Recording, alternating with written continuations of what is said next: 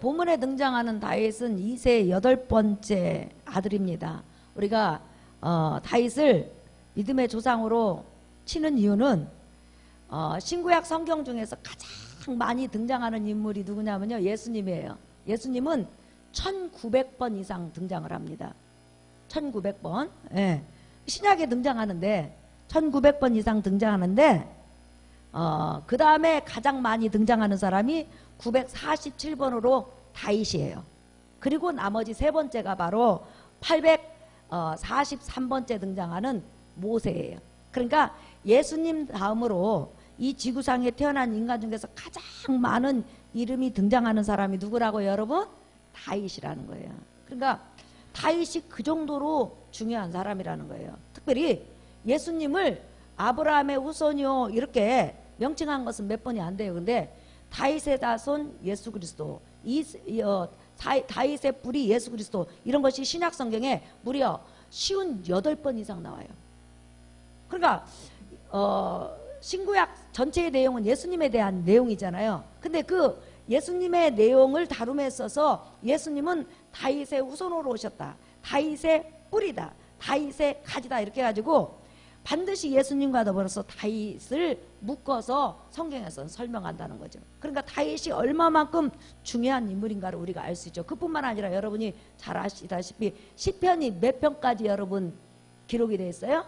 시편이 150편입니다. 그러면 뭐 솔로몬뿐만 아니라 아사, 고라 자손, 다윗, 많은 그 성령의 감동을 받아서 시를 썼어요. 그런데 솔로몬은 시를 자그마치 3000편 이상 썼다고 그랬잖아요. 그죠?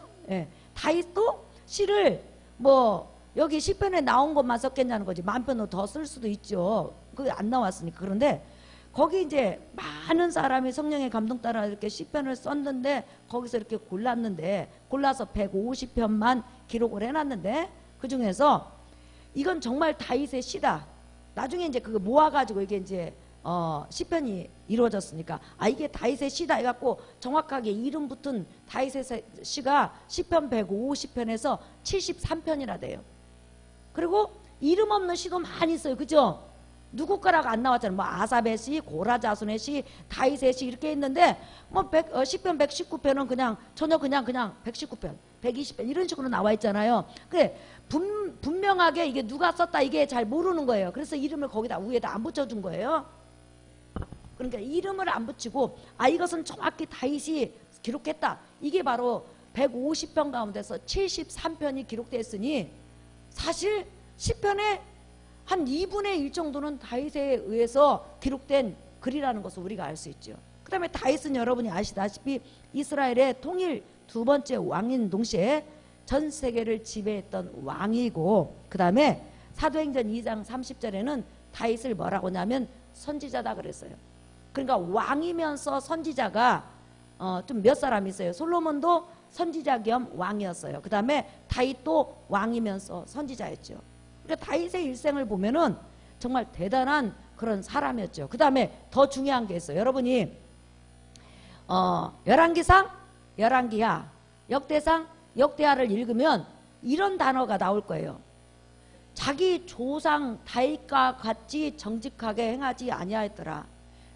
자기 조상 다윗과 같이 하나님 앞에 합당하지 아니하였더라. 이렇게 유다 왕들이 정말 하나님 앞에 충성했느냐 충성하지 않았느냐, 하나님 앞에 옳았느냐 옳지 않았느냐, 요 기준이 누구를 잡고 있죠, 여러분? 다윗을 잡고 있어요. 그러니 다윗이 얼마만큼 하나님 앞에 신앙생활을 잘했는지 우리가 알 수 있겠죠.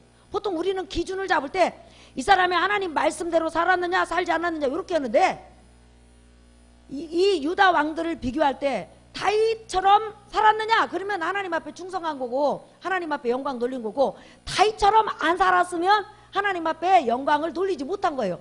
그러니 얼마만큼 신앙생활 잘했냐는 거예요. 여러분 잠깐 한번 보실래요? 자, 열왕기상 15장 열왕기상 15장 1절에서부터 5절.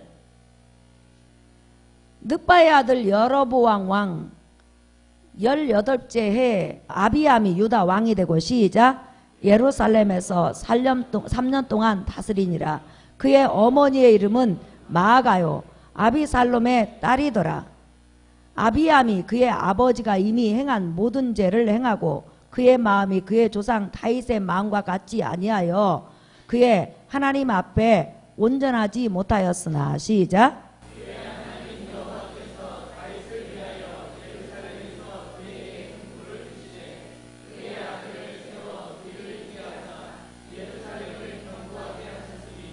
이는 다윗이 햇사람 우리아의 일 외에는 평생에 여호와 보시기에 정직하게 행하고 자기에게 명령하신 모든 일을 어기지 아니하였음이라 그랬죠.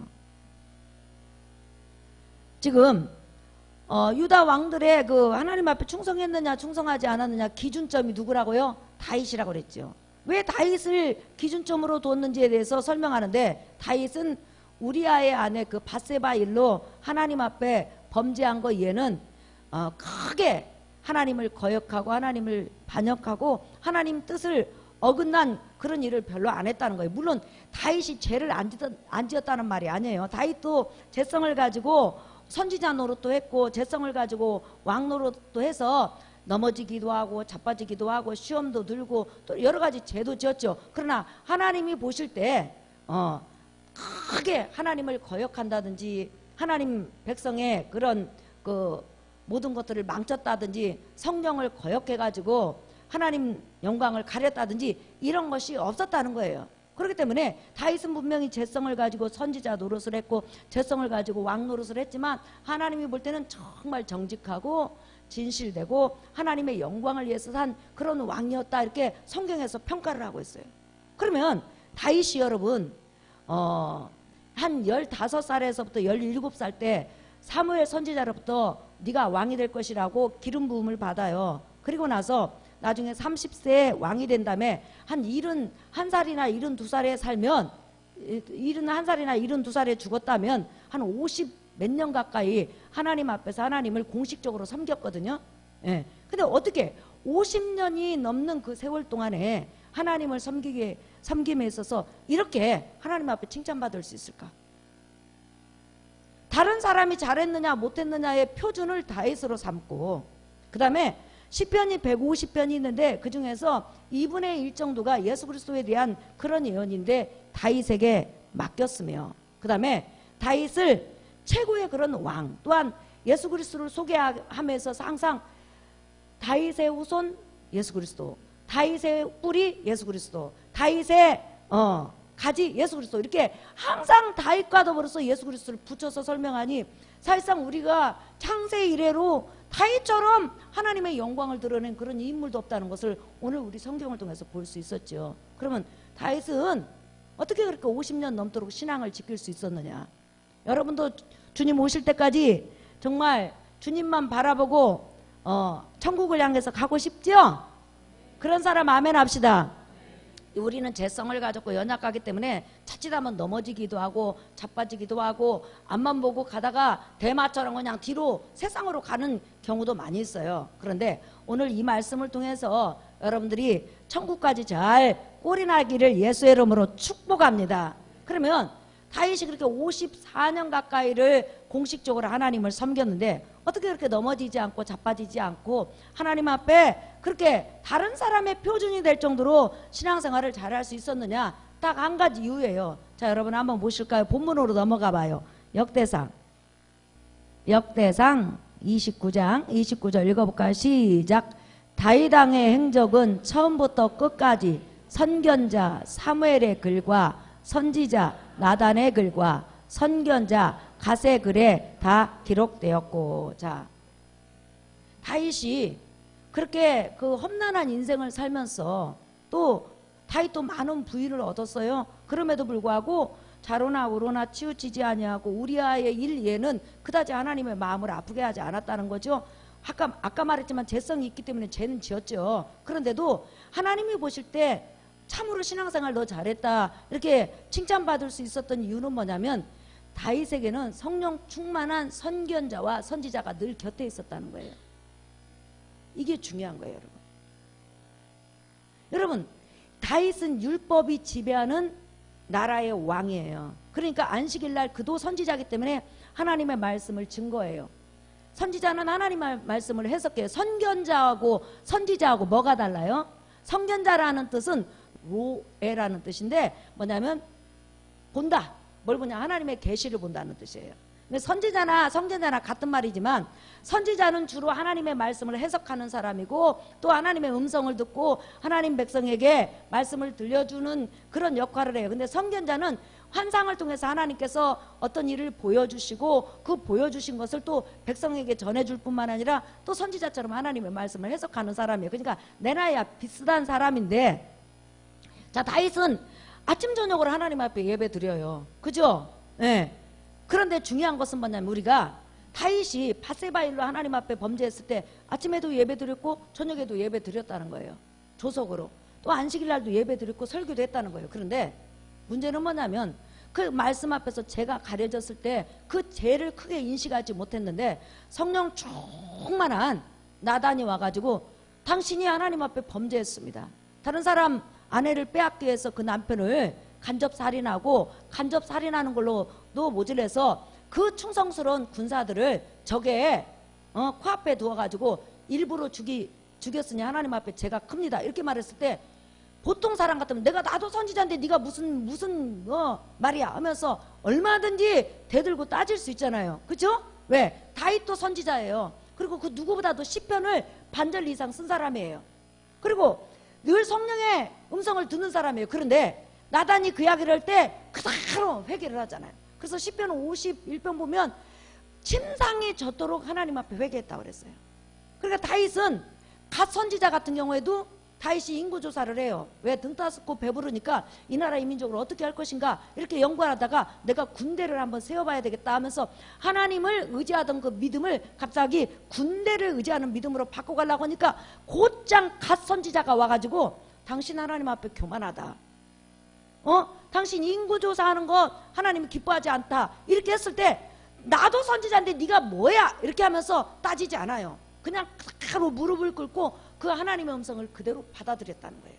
다시 말하면 처음에 17살, 15살 때 왕으로 기름 부음 받았을 때는 대선지자 사무엘 선지자로부터 계속 말씀을 양육받고 말씀으로 교육을 받으면서 말씀을 가까이 했어요. 그러고 나서 평생 갓 선지자하고 나단 선지자가 늘 옆에 있으면서 하나님의 말씀으로 때로는 책망도 하고 때로는 권면도 하고 때로는 위로도 하고 때로는 세워졌다는 거예요. 그런데 보통 여러분이 우리 열왕기상, 역대상 뭐 이렇게 쭉 보면 왕들이 굉장히 선지자 음성을 잘 들어요. 듣다가 갑자기 부강해지면 선지자가 권면하고 그러면 바로 선지자한테 너 입 다물어. 네가 뭔데 나한테 권면해 하면서 선지자 말의 귀를 딱 닫아버린다는 거예요. 그런데 다윗은 다른 왕과 전혀 다른 게 뭐냐면 사울왕도 사무엘 선지자가 이렇게 하셔보니까 말 안 들어요. 그죠? 말 안 듣는단 말이에요. 그런데 다윗이 다른 왕하고 다른 것은 뭐냐면 선지자가 와서 말을 하면 그대로 그 말씀 앞에서 겸손했다는 거예요. 우리가 신앙생활을 하면서 우리가 넘어질 수 있어요. 자빠질 수 있어요. 때로는 또 시험도 들 수 있어요. 믿음이 연약해질 수도 있어요. 그러나 하나님 말씀 앞에 예배 앞에 늘 겸손해지기를 예수의 이름으로 축복합니다. 하나님의 말씀 앞에 우리가 겸손해져야 된다는 거예요. 때로는 강단에서 여러분 마치 내 죄를 다 보는 것처럼 설교가 나올 때도 있을 수 있어요. 그런데도 여러분이 그 말씀 앞에 대들고 불평하고 원망하지 말고 오히려 겸손함으로 그 말씀을 받아서 생명을 삼고 견책을 삼는 여러분 되시기를 예수의 이름으로 축복합니다. 우리가 신앙생활하면서 말씀 앞에 교만해지고 말씀 앞에 대들으면요 그 신앙생활 끝나는 거예요. 그러니까 다윗도 선지자였어요. 그리고 날마다 예배를 드려요. 그런데도 하나님의 말씀이 그 앞에 딱 왔을 때 그대로 겸손히 무릎을 꿇는 거예요. 그래서 말씀 앞에 겸손하고 말씀 앞에 소망을 두고 힘이 들고 어렵고 고통스러울 때면 세상으로 가지 말고 하나님 예배 앞에 나와서 말씀으로 위로받고 말씀으로 소망 삼는 여러분 되시기를 예수 이름으로 축복합니다. 세상 사람은 친구로 소망을 삼고요, 물질로 소망을 삼고 또한 여러 가지 환경으로 소망을 삼아요. 근데 우리는 힘이 들든지 어렵든지 고통스럽든지 시험당하든지 그냥 하나님 앞에 기어오면요 하나님이 말씀을 통해서 살리셔요. 하나님이 우리를 살리는 것은 말씀이에요. 믿으시면 아멘. 그러니까 우리가 말씀을 멀리하고 말씀을 등한시하면 영혼은 죽는 거예요. 예. 주 앞에 나올 때 우리 마음이 기쁘고 시작. 그 말씀임되어 희망 솟아오른다. 시작. 고난도 슬픔도 이기게 하옵시고 영원에 이때여 살아가게 하소서. 우리의 자랑과 기쁨 생명의 하나님, 우리 예배를 받아주시옵소서. 자, 우리 설교 결론이에요. 다윗이 쓴 시편 19편 한번 보세요, 여러분. 10절. 그 위에 보면 다윗의 시 이렇게 나와 있죠. 73편이라 이름이 써 있어요. 근데 학자들은 다윗의 시가 100편 정도 된다고 이렇게 보고 있어요. 문체를 연구한 결과. 금 곧 많은 순금보다 더 사모할 것이며 꿀과 송이꿀보다 더 달도다. 시작. 또 주의 종이 이것으로 경고를 받고 이것을 지킴으로 상이 크니이다. 시작. 자기 허물을 능히 깨달을 자 누구리요? 나를 숨은 허물에서 벗어나게 하소서. 또 주의 종에게 고의로 죄를 짓지 말게 하사 그 죄가 나를 주장하지 못하게 하소서. 그 다음에 시작. 그리하시면 내가 정직하여 큰 죄과에서 벗어나겠나이다. 나의 반석이시오 나의 구속자이신 여호와여, 내 입의 말과 마음의 묵상이 주님 앞에 연락되기를 원하나이다. 그렇죠? 사랑하는 성도 여러분, 설교 결론입니다. 우리가 신앙을 지킬 수 있는 유일한 방법은 무조건 예배 나와서 하나님 말씀을 받는 길밖에 없어요. 내가 세상으로 흘러가지 않는 유일한 방법은 하나님 말씀을 듣는 길밖에 없어요. 말씀을 가까이 하면 하나님이 영혼을 치료하셔요. 말씀을 가까이 하면 신앙이 자라나요. 말씀을 가까이 하면 하나님께서 그 사람을 세워가요. 여러분, 저는 이 설교를 하다가 갑자기 우리 장로님이나 우리 정구영 집사님 한번 생각해봤어요. 또 우리 김영배 집사님, 연세 드신 분들. 자, 저분들이 지금까지 신앙을 유지할 수 있는 원동력이 무엇이었을까요? 믿음이 좋았었을까요? 아니면 인품이 좋았었을까요? 아니면 인내가 있었을까요? 다른 거 아닙니다. 저분들이 저 신앙을 지킬 수 있는 유일한 방법은 예배를 빠지지 않고 예배 속에 나와서 말씀을 들었다는 거예요. 믿으시면 아멘 하십시다. 그 말씀이 살렸고, 그 말씀이 시험에서 이기게 했고, 그 말씀이 소망을 갖게 했고, 그 말씀이 치료했고, 그 말씀이 하나님을 붙들게 했고, 그 말씀이 하나님 앞에 기적을 베풀었다는 거예요. 여러분에게도 말씀이 힘이 되시기를 예수의 이름으로 축복합니다.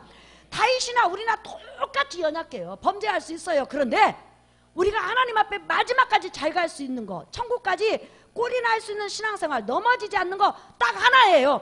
무조건 예배에 나와서 말씀을 들어야 돼요. 그러면 살게 되는 거예요. 예배 때마다 시간이 되는 대로, 여유가 되는 대로 예배에 나와서 말씀으로 소망 삼아 살아가는 여러분 되시기를 예수의 이름으로 축복합니다.